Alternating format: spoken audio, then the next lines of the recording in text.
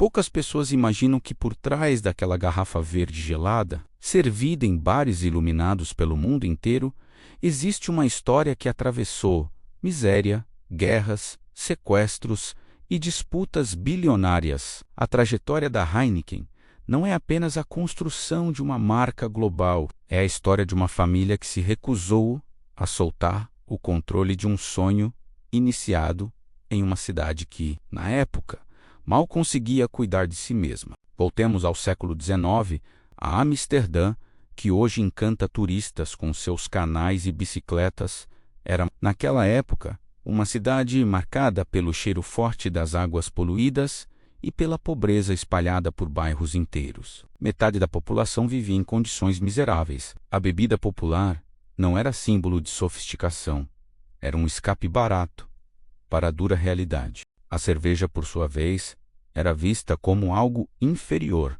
distante da elite que preferia vinho, chá ou café. Foi nesse cenário improvável que um jovem decidido resolveu apostar em uma cervejaria praticamente falida. Ele não era mestre cervejeiro, não tinha tradição no ramo, mas tinha visão. Onde outros viam decadência, ele enxergava oportunidade. Comprou um negócio com apoio da família e, silenciosamente, começou a transformar algo instável e imprevisível em um produto controlado, técnico e confiável. Enquanto concorrentes tratavam a produção como um ritual quase artesanal, ele introduziu método, disciplina e ciência. Inspirado por descobertas científicas da época, decidiu criar um laboratório dentro da própria fábrica. O problema das cervejas que azedavam sem explicação precisava acabar. Foi assim que nasceu o grande trunfo invisível da empresa.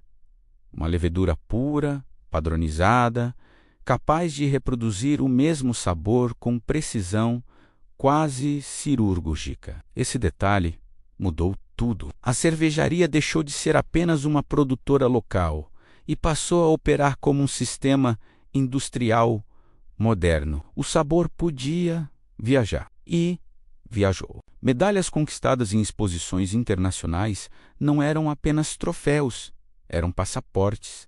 Paris abriu portas. Outros mercados seguiram. Em poucos anos, navios carregados com barris atravessavam oceanos rumo ao Caribe e à América do Sul. Brasileiros do século XIX já experimentavam aquela cerveja holandesa sem imaginar que estavam provando o início de um império. Mas nenhum império cresce sem enfrentar tempestades. A morte inesperada do fundador quase colocou tudo a perder. Sem uma sucessão organizada, executivos tentaram convencer a viúva a vender sua participação. Ela enfrentou pressões internas, resistiu a manobras e tomou uma decisão que definiria o futuro da empresa.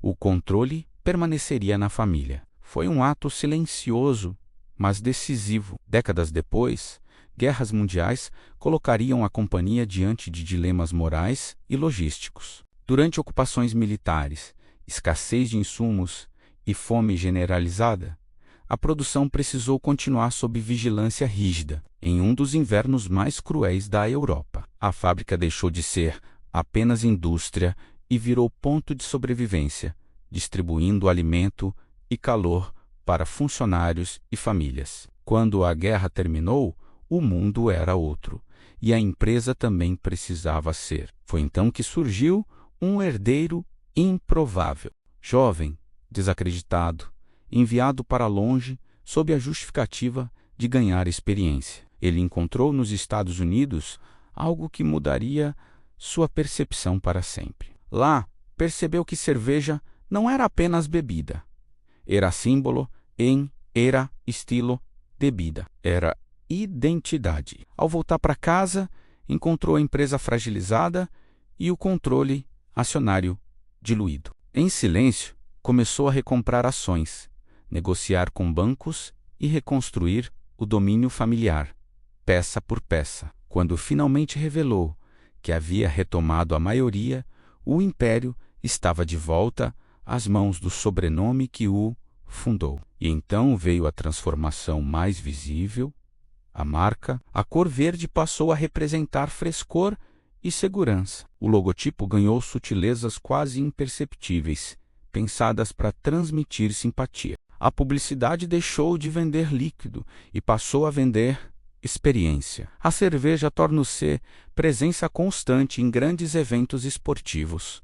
No cinema, na música, não era mais apenas produto, era cultura. Mas o episódio mais dramático ainda estava por vir. Na década de 1980, o líder da companhia foi sequestrado em um dos crimes mais chocantes da Europa moderna. Mantido em cativeiro por semanas, libertado após um resgate milionário, ele retornou diferente, mais protegido, mais desconfiado, mas igualmente determinado. A empresa seguiu crescendo, enquanto concorrentes adotavam estratégias agressivas de fusões e cortes extremos de custos. A Heineken escolheu um caminho mais simbólico, foco no segmento premium, força de marca. Presença global, com identidade consistente, padronizou garrafas no mundo inteiro. Lançou versões sem álcool quando percebeu mudanças no comportamento do consumidor. Comprou operações estratégicas em mercados-chave,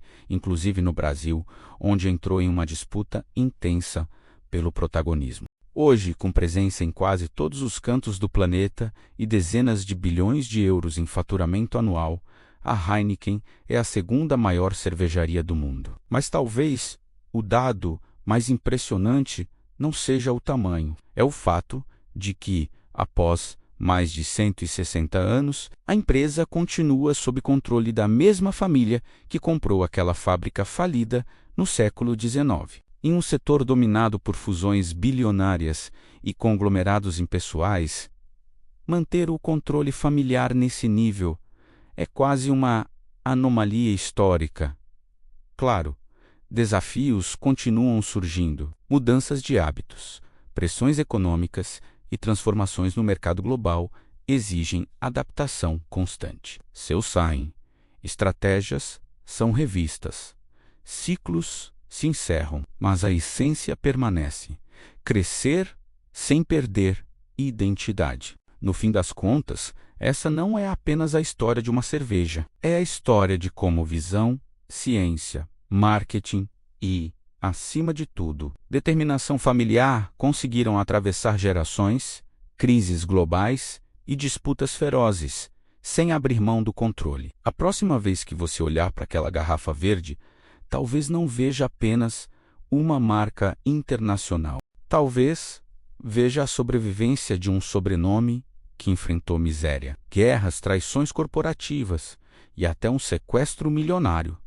E ainda assim, permaneceu de pé, porque algumas empresas crescem, outras resistem, e poucas conseguem fazer as duas coisas ao mesmo tempo. Se você gosta de descobrir curiosidades como essa, inscreva-se no canal, ative as notificações e compartilhe este vídeo com quem também ama mistérios do mundo. E agora fica a pergunta: em um mercado cada vez mais impiedoso, até quando uma dinastia conseguirá desafiar gigantes globais sem perder sua alma?